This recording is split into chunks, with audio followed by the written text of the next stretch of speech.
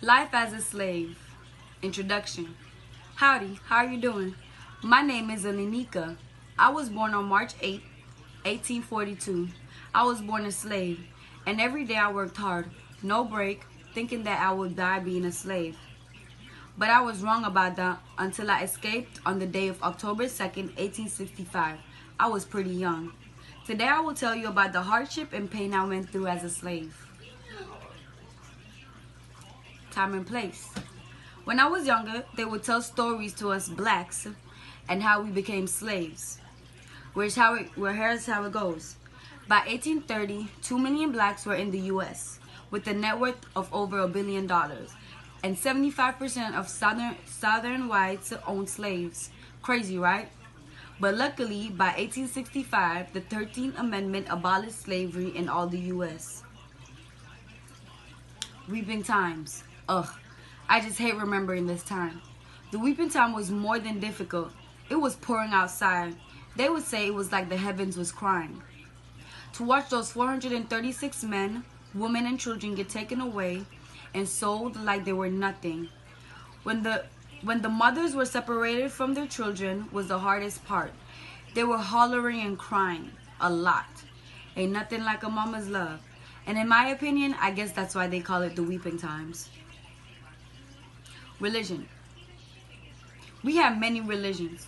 The main ones were African spirituality, Christianity, and voodoo.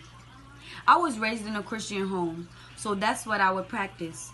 Every day I woke up, I prayed, and when the sun sets and work is over, I get settled in my little brick house and prayed, because I knew God would help us.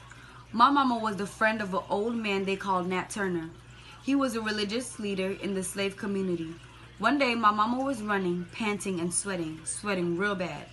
She sat us down and told us Mr. Turner, herself, and 39 slaves were on a murderous rampage, and 60 whites were killed. Mama was so worried, she would tell us every second she loved us and we'll say it back. That night, we heard screaming from Mama's room, and then finally, boom, Mama was gone. The next day, it seemed to be a little less people. I guess what happened to Mama happened to them.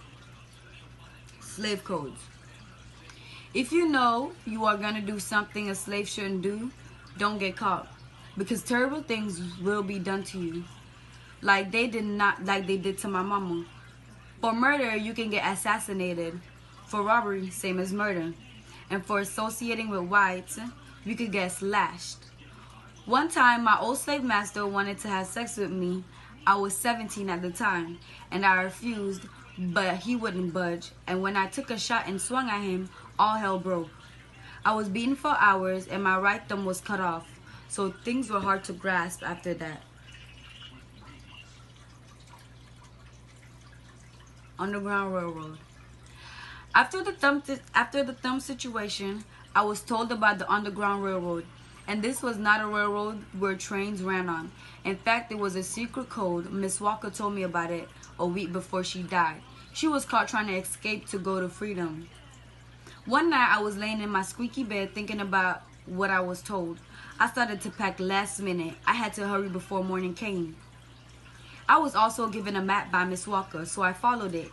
It led me to a small house where it seemed as if people like me were gathered. And that was when I met my close friend Harriet Tubman. She was the conductor of the Underground Railroad. See, women can do man-like things. And when we were all ready to go, we snuck out on our journey. Goodbye, being a slave. Miss Tubman and I had a long conversation. She wanted me to help her with setting our people free. It was a long decision, but I chose to help, because I did not want people to go through the same things, especially pregnant women. After a whole week on traveling and 2 days without no more water or food, we finally made it without being caught. I stepped foot at a place with tall buildings and black people roaming free. I was so happy I started crying. Miss Tubman took me to a place where people like me were, but I had no time. I had to go back and help Miss Tubman and my people. In conclusion, so there you have it, my life as a slave. After being a free woman, life was not perfect. People would still give you a dirty look. and not all stores blacks were allowed. So now you see the hard times we went through. When you get this journal, share it. I hope the future is better. I hope the future is better and people, whites, treat us better. God bless America.